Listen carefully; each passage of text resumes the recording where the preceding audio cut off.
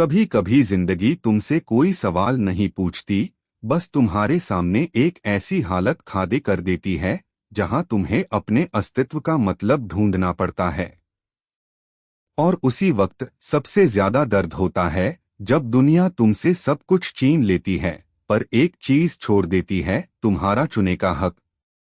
Victor Frankel की कहानी भी ऐसे ही एक वक्त से शुरू होती है जब इंसानियत के ऊपर अंधेरा छाया था, जब लोग सिर्फ जिंदा रहने के लिए नहीं बल्कि जीने के मतलब के लिए लड़ रहे थे। विक्टर फ्रैंकल एक ऑस्ट्रियन साइकियाट्रिस्ट, एक थिंकर, एक ऐसा आदमी जिसका पूरा परिवार नाजी कैंप्स में मिटा दिया गया, पर उसने अपनी अकल और दिल दोनों से कुछ ऐसा समझा जिसे आज भी दुनिया बदल रही है। उसने कहा, इंसान से सब कुछ छीना जा सकता है, एक चीज छोड़कर अपना एटीट्यूड चुनने की आजादी। ये लाइन सुनने में सिंपल लगती है, पर इसके पीछे उसका खून, आंसू और अंदर से उठता हुआ स्क्रीम छुपा था। इमेजिन करो, तुम एक नॉर्मल इंसान हो। तुम्हारा घर है, तुम्हारे पेरेंट्स, तुम्हारी वाइफ, तुम्हारा प्रोफेशन। तुम एक साइकियाट्रिस्ट हो, लोगों की हेल्प करते हो समझने में कि जिंदगी का मतलब क्या है। और एक दिन सुबह उठते ही तुम्हें एक ट्रेन में बिठा दिया जाता है, बिना बताए कहाँ जा रहे हो, सिर्फ एक बैग, एक कोट और दिल में कंफ्यूजन। तुम्हारे साथ तुम्हारा फैमिली भी है। और ट्रेन रुकती है एक जगह जहां हवा में मौत की बू है, ऑश्विट्ज। वो मोमेंट जब विक्टर ने अपनी आंखों से देखा लोगों को अलग अलग लाइन में बांटते हुए, एक लाइन जिंदा लोगों की थी, दूसरी मौत की। उन्होंने अपने माँ बाप, अपनी बीवी, सबको खो दिया। पर उसने खुद से एक सवाल पूछा, क्या मैं सिर्फ जिंदा रहने के लिए जी रहा हूँ या मेरे जीने का कोई मतलब है। ऑश्विट्ज के कैंप में हर दिन मौत के साये के नीचे जीना होता था। खाने को सिर्फ एक पतली सी सूप होती थी, कपड़े फाटे हुए, टेम्परेचर माइनस में, और ऊपर से गार्ड्स का जुल्म। इंसान की पहचान खत्म हो गई थी, नाम नहीं, सिर्फ नंबर बाक गया था। विक्टर का नंबर था 1,19,104। सोचो, जब तुम्हारा नाम ही छिन जाए, तुम कौन बचे। पर यहां से शुरू होती है उसकी असली journey, man's search for meaning. Victor ने देखा कुछ लोग हर दिन मरते जा रहे थे, सिर्फ भूख से नहीं, अमिड खत्म होने से। और कुछ लोग वही रहते हुए भी अपने अंदर एक छोटी सी रोशनी जलाए रखते थे। एक आदमी जो अपना रोटी का टुकड़ा किसी और को दे देता था जब खुद भूखा था। एक औरत जो अपनी बहन को तसल्ली देती थी कि सब ठीक हो जाएगा, जब उन्हें पता था कल सुबह उनका नंबर आ सकता है। विक्टर ने ये समझा कि इंसान को सिर्फ सरवाइव करना नहीं होता, उससे रीजन चाहिए जीने का। और वही रीजन उसके अंदर की ताकत बन जाता है। उसने लिखा, जिस इंसान के पास जीने का कोई क्यों है, वो हर कैसे को सह सकता है। एक रात जब कैंप में सब सो रहे थे, विक्टर एक कोने में बैठकर अपने दोस्तों को अपने लेक्चर्स के बारे में बता रहा था। एक दिन उसने कहा, अगर मैं यहाँ से बचा तो मैं लोगों को बताऊंगा कि सबसे भयानक हालत में भी इंसान अपनी सोच को आजाद रख सकता है। उस मोमेंट में कोई लाफ नहीं कर रहा था, सब चुप थे। सिर्फ एक होप थी कि मीनिंग ढूंढने का मतलब अब समझ में आ रहा था। फ्रैंकल के लिए हर दिन एक टेस्ट था। एक दिन उन्होंने देखा एक फेलो प्रिजनर अपने सपने में कह रहा था, अब सब खत्म हो गया, और अगले दिन वो मर गया। विक्टर ने समझा, जब इंसान के अंदर की मीनिंग की डोर टूट जाती है तब शरीर भी साथ छोड़ देता है। वो कहानी सुनाऊं। एक रात कैंप में सब लोग थके हुए, बेजान जैसे पड़े थे। बाहर बर्फ पड़ रही थी और गार्ड्स चिल्ला रहे थे। फ्रैंकल के पास एक छोटा सा पीस ऑफ पेपर था, उस पर उसका अधूरा मैन्यूस्क्रिप्ट लिखा था, उसके रिसर्च का। वो सब उससे छीन लिया गया था, पर उसके दिल में वो लिखा हुआ था। उसने सोचा अगर मैं जीता रहा तो मैं ये लिखकर पूरा करूंगा। और वही बन गया उसके जीने का मीनिंग। उसने हर दर्द, हर मार, हर इंसल्ट को सह लिया, सिर्फ इसलिए कि एक दिन वो अपनी बात दुनिया तक पहुंचाए। वो हर रोज अपने दिमाग में अपनी बीवी से बात करता था। वो कहता था, मैं तुमसे प्यार करता हूँ, चाहे तुम जिंदा हो या नहीं, मेरा प्यार मेरे अंदर है। उसने समझा इंसान का सच्चा प्यार कभी समय, जगह या हालत से बंधा नहीं होता। प्यार भी एक मीनिंग है जो तुम्हें जिंदा रख सकता है, चाहे दुनिया तुम्हारे खिलाफ हो। कैंप के अंदर एक और सीन था, एक आदमी जो हर दिन गाना गाता था। उसके पास आवाज भी नहीं बची थी, पर वो गाता था क्योंकि उससे लगता था कि जब तक उसके अंदर आवाज है तब तक वो इंसान है। फ्रैंकल उससे देखता था और सोचता था, देखो ये है मीनिंग। जब सब कुछ छिन जाए तब भी तुम्हें एक रीजन मिल सकता है जिंदा रहने का। हर दिन लोग मर रहे थे, पर फ्रैंकल हर मौत के पीछे एक साइकोलॉजी समझता जा रहा था। वो लिखता था, मौत के सामने खड़े इंसान को अपने अस्तित्व का सबसे गहरा सवाल समझ आता है। ऑशविच उसके लिए एक क्लासरूम बन गया था, जहां दर्द उसका टीचर था और होप उसका सब्जेक्ट।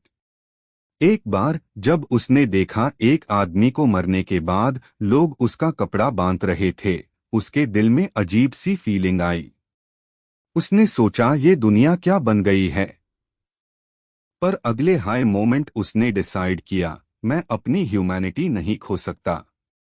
उसने किसी और प्रिजनर को एक छोटी सी स्माइल दी, एक स्माइल जो उस वक्त एक रेवोल्यूशन थी। जिंदगी के सबसे अंधेरे पाल में फ्रैंकल ने सीखा, मीनिंग मिलता नहीं, बनाया जाता है। तुम उससे पाते नहीं, तुम उससे चूज करते हो। और वही इंसान की सबसे बड़ी फ्रीडम है, चूज करना अपना मीनिंग। वो कहता था, हमें पूछना चाहिए नहीं कि जिंदगी का मतलब क्या है, हमें पूछना चाहिए जिंदगी हमसे क्या चाहती है।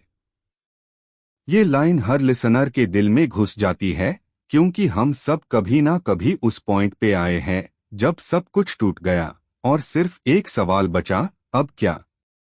फ्रैंकल ने देखा, कुछ लोग अपनी दुख भरी जिंदगी को एक मिशन बना लेते थे, मैं अपनी कहानी से किसी और की मदद करूंगा। और कुछ लोग अपने दुख के नीचे डूब जाते थे। फर्क सिर्फ इतना था, किसने अपने दर्द को मीनिंग दिया और किसने मीनिंग खो दिया। एक दिन जैब कैंप के अंदर एक वर्कर को मार मार के बीमार कर दिया गया था। विक्टर उसके पास गया और बोला, तू जिंदा रह, तुझे पता नहीं तू किसके लिए जिंदा है, पर जिंदगी तुझे किसी रीजन के लिए छोड़ नहीं रही। उस आदमी ने उसके बाद कुछ दिन और जिया, और जब मारा उसके चेहरे पर शांति थी। यहाँ फ्रैंकल ने समझा, इंसान की स्ट्रेंथ उसके मसल्स में नहीं होती, उसके माइंड के अंदर होती है। वो माइंड जो दर्द को भी मीनिंग बना देता है। उसने देखा, जब लोग अपनी जिंदगी के किसी पर्पस से जुड़ते हैं तो वो अपने हालतों से बड़ा सोचने लगते हैं।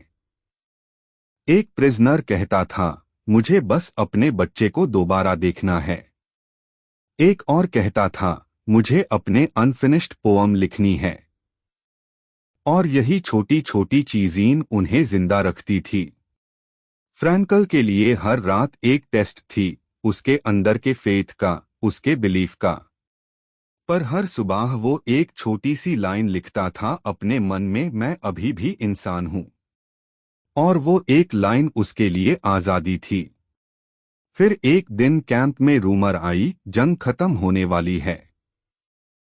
पर लोग बिलीव नहीं कर रहे थे। कुछ ने अमिड तोड़ दी और कुछ के अंदर एक स्पार्क जल गया। फ्रैंकल के लिए ये मोमेंट एक सिंबल था, जब सब कुछ खत्म लगता है वहीं से शुरुआत होती है। और जब फाइनली कैंप आजाद हुआ, विक्टर फ्रैंकल बाहर निकला। उसने अपने आसपास देखा, सब कुछ बदल गया था, पर अंदर एक चीज वैसी ही थी, मीनिंग की तलाश। उसने कहा, मैं अपनी बीवी, अपने पेरेंट्स, सब खो चुका हूं, पर मेन मीनिंग नहीं खूंगा। उसने डिसाइड किया, मैं दुनिया को दिखाऊंगा कि दर्द भी एक टीचर हो सकता है। और यहाँ से शुरू होता है उसके लाइफ का दूसरा चैप्टर, लोगोथेरेपी, जहाँ वो सीखता है इंसान को खुश रहने के लिए नहीं, मीनिंगफुल रहने के लिए बना है। जब विक्टर फ्रैंकल कैंप से आजाद हुआ, उसके पैर जमीन पर दिल हवा में लटका हुआ था।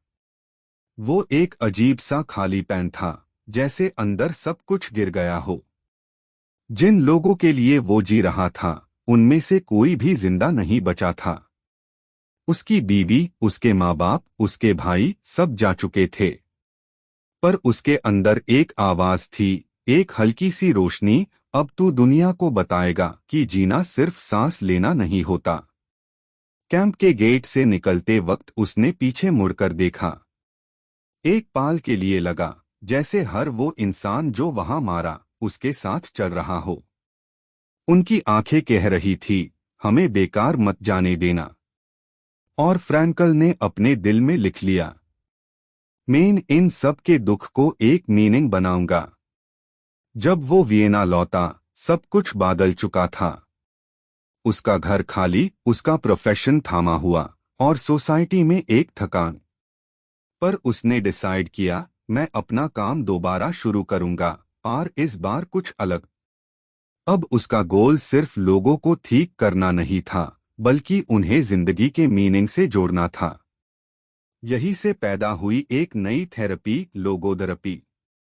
एक ऐसी सोच जो कहती है, इंसान को खुशी नहीं, अर्थ चाहिए। क्योंकि जब तुम्हारे पास एक मीनिंग होता है, तो दुख भी एक मिशन बन जाता है। सोचो, एक आदमी विक्टर के पास आया और बोला, मेरी वाइफ मर गई है, मैं जी नहीं पा रहा। विक्टर ने पूछा, अगर तुम पहले मर जाते और वो जिंदा रहती तो? वो आदमी बोला, तो उससे बहुत दुख होता। विक्टर ने कहा, तो अब तुम उसका दुख अपने ऊपर ले रहे हो। तुम्हारा दर्द भी एक मीनिंग है, तुम उसके लिए सह रहे हो। वो आदमी चुप हो गया। उस मोमेंट में उसने समझा, हर दुख के पीछे एक डीपर रीजन होता है। लोगोथेरेपी एक सीधा कॉन्सेप्ट नहीं था, ये एक रेवोल्यूशन था। फ्रैंकल ने कहा, तुम्हारा दुख तुम्हारा एनिमी नहीं है, तुम्हारा दुख तुम्हारा टीचर है। और हर लिसनर के लिए ये लाइन दिल तोड़ती भी है और जोड़ती भी। वो कहता था, जिंदगी हमसे 3 तरीके से मीनिंग मांगती है। कुछ क्रिएट करके, किसी से प्यार करके, दुख को सह कर भी मीनिंग ढूंढ के। जब तुम कुछ क्रिएट करते हो, चाहे एक पेंटिंग, एक कहानी, एक बिजनेस या एक रिश्ता, तुम दुनिया को एक नया मतलब देते हो। जब तुम किसी से प्यार करते हो, तुम अपने अंदर एक यूनिवर्स महसूस करते हो। और जब तुम दुख को मीनिंग बना लेते हो, तब तुम अपने अंदर एक देवता बन जाते हो। फ्रैंकल के लेक्चर्स में लॉग रोट द। वो उन्हें सिंपल शब्दों में समझता था। तुम्हें पूछना चाहिए नहीं, जिंदगी का मतलब क्या है। तुम्हें सुनना चाहिए, जिंदगी तुमसे क्या पूछ रही है। और हर इंसान का जवाब अलग होता है। एक बार एक सोल्जर आया उसके पास। वो डिप्रेशन में था, क्योंकि उसके दोस्त वॉर में मर गए थे और वो बचा था। उसने बोला, मैं क्यों बचा? फ्रैंकल ने कहा, शायद इसलिए क्योंकि तुम्हें उनकी कहानी दुनिया तक पहुंचानी थी। उस मोमेंट में सोल्जर के आंसू रुक गए, क्योंकि उसने अपने गिल्ट को एक मिशन बना दिया। फ्रैंकल हर जगह यही कहता था, जिंदगी में सबसे बड़ी फ्रीडम ये है कि तुम अपना रिएक्शन चुनो। अगर दुनिया तुमसे जुल्म करे, तुम्हें इंसल्ट करे, तुमसे सब कुछ छीन ले, तब भी एक चीज तुम्हारे कंट्रोल में है, तुम कैसे रिस्पॉन्ड करते हो। यही है इंसान की डिग्निटी। और जब उसने अपने लेक्चर्स में लोगों को अपने कैंप के दिनों के बारे में बताया, सब स्टन हो जाते थे। एक बार उसने कहा, एक रात कैंप में मुझे मार खानी थी और मैं अपने दिमाग में इमेजिन कर रहा था कि मैं एक ऑडिटोरियम में खड़ा हूं और लोगों को ये बता रहा हूं कि मैं क्या सीखा। और वही इमेजिनेशन उसके लिए होप बन गई। वो कहता था इमेजिनेशन भी एक सर्वाइवल टूल है। जब तुम अपना कल देख सकते हो तब तुम अपना आज सह सकते हो।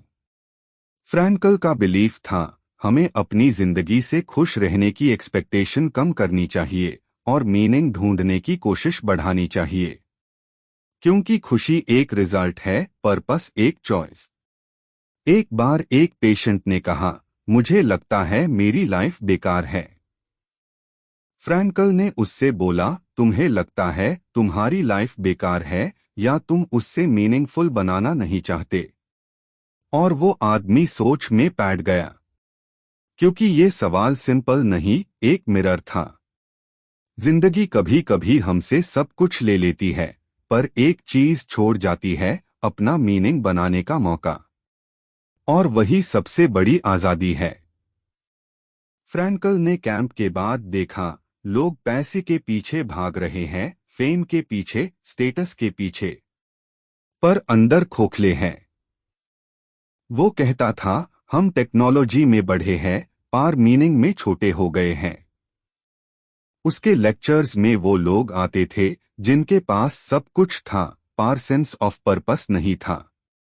और वो कहता था, तुम अपनी जिंदगी को तभी समझोगे जब तुम उससे किसी बेड रीजन से जोड़ोगे, चाहे वो लव हो, आर्ट हो, फैमिली हो या ड्यूटी। बस कुछ ऐसा हो जो तुम्हें दुख के ऊपर उठाए। एक बार एक औरत आई फ्रैंकल के पास, सुइसाइडल।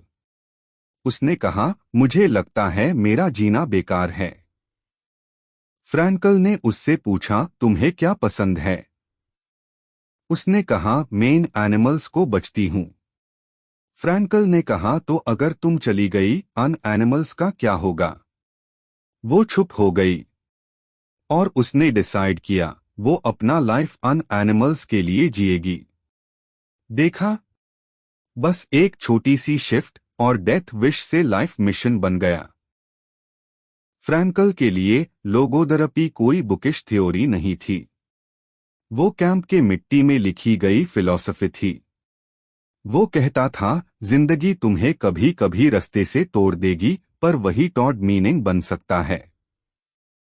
एक और स्टोरी थी, एक आदमी जो अपनी नौकरी खो चुका था और होपलेस था। फ्रैंकल ने कहा, तुम्हारा काम गया, पर तुम काम करने का रीजन नहीं। उसने उससे लिखने के लिए कहा, तुम किसके लिए जिंदा हो? और उसने लिखा, अपने बाछों के लिए। बस उस मोमेंट में उसका डिप्रेशन कम हो गया, क्योंकि जब रीजन याद आता है, डार्कनेस वीक बैठ जाती है। फ्रैंकल हर सेशन में एक छोटी सी बात रिपीट करता था, दुख का मतलब तभी समझो जब उससे सहने की हिम्मत भी रखो, क्योंकि हर इंसान के पास एक अनसीन पावर होती है जो तभी जागती है जब सब कुछ खत्म लगता है। उसने एक बार कहा था, लाइफ का मीनिंग कभी एब्स्ट्रैक्ट नहीं होता, वो हर मोमेंट में छुपा होता है, जब तुम किसी की हेल्प करते हो, किसी को माफ करते हो या खुद को संभलते हो। और ये बात सिंपल लगती है, पर सोचने पर दिल हिला देती है। हर दुख, हर हार्ट ब्रेक, हर फेलियर के पीछे एक सीड होता है, तुम्हारा ग्रोथ। फ्रैंकल ने अपनी किताब लिखी, मैन्स सर्च फॉर मीनिंग, और दुनिया भर के लोग उससे पढ़कर रोए, क्योंकि उन्हें लगा, ये तो मेरी कहानी है। हर इंसान कहीं ना कहीं एक कैंप में है, किसी लॉस का, किसी स्ट्रगल का, किसी गिल्ट का। और हर इंसान मीनिंग ढूंढ रहा है। और फ्रैंकल कह गया, मीनिंग रेडीमेड नहीं होता, तुम्हें खुद बनाना पड़ता है। हर सुबह उठकर, हर छोटी एक्शन से सोचो, अगर तुम्हारा सब कुछ छिन जाए तब क्या बचेगा? तुम्हारा कैरेक्टर। और वही कैरेक्टर तुम्हारा मीनिंग बनाता है। फ्रैंकल के वर्ड्स आज भी लोगों को हील करते हैं। वो कहता था, तुम्हारा पास्ट तुम्हें डिफाइन नहीं करता, तुम्हारा एटीट्यूड करता है। क्योंकि तुम अपना पेन कंट्रोल नहीं कर सकते, पर अपना पर्पस कंट्रोल कर सकते हो। और अगर तुम्हें लगता है लाइफ बेकार है, तो एक काम करो, किसी और के दर्द को कम करो। वही तुम्हारा मीनिंग बन जाएगा। फ्रैंकल अपनी लाइफ के एंड तक लेक्चर्स देता रहा। उसने दुनिया के 30 देशों में बोला और हर जगह एक हाई लाइन रिपीट की, जिंदगी से कभी मत पूछो मेरा क्या मतलब है, उससे पूछो मैं तेरे लिए क्या कर सकता हूं। और जब वो खुद ओल्ड हुआ, उसने लिखा, मैं मौत से नहीं डरता, मैं बस इतना चाहता हूं कि जब मैं जाऊं तो कह सकूं मैंने अपना मीनिंग पूरा जी लिया। ये लाइन सिंपल है, पर एक लेगेसी है। क्योंकि हम सब इसी स्टेज पे खड़े हैं, हर दुख, हर उलझन के पीछे एक छुपा हुआ पर्पस है। और जब तुम उस पर्पस को ढूंढ लेते हो, तुम इनविंसिबल बन जाते हो। आखिर में फ्रैंकल ने लिखा, इंसान का सबसे बड़ा करेज ये नहीं कि वो दर्द से बचे, बल्कि ये कि वो दर्द के बीच भी स्माइल कर सके। और शायद इसी में पूरी किताब का सार है। जिंदगी तुमसे कभी कभी सब कुछ ले लेगी, और अगर तुम्हारे पास मीनिंग है तो तुम कभी खाली नहीं रहोगे। जिंदगी हर दिन एक सवाल पूछती है, तुम्हारा मतलब क्या है। कभी वो सवाल दुख के रूप में आता है, कभी फेलियर के, कभी खुशी के। और तुम्हारा काम है उस सवाल का जवाब ढूंढना। चाहे दुनिया तुम्हें तोड़ दे, तू अपना मीनिंग मत खोना। अपने अंदर के दर्द को किसी और के लिए रोशनी बना दे। किसी का हाथ थाम, किसी को होप दे, और तू समझ जाएगी मीनिंग वही होता है। एक दिन जब तू पीछे मुड़कर देखेगी, तो तुझे समझ आएगा, हर आंसू, हर हार्ट ब्रेक, हर स्ट्रगल बेकार नहीं था। वो सब तेरे मीनिंग का हिस्सा था। तो आज से एक डिसीजन ले, मैं अपना मीनिंग जीऊंगी। मैं अपना पेन किसी और की मदद में बदलूंगी। मैं दुनिया छोटी सही, पार बेटर बना के जाऊंगी। यही विक्टर फ्रैंकल का मैसेज था। और यही इंसानियत का सबसे बड़ा मैजिक है।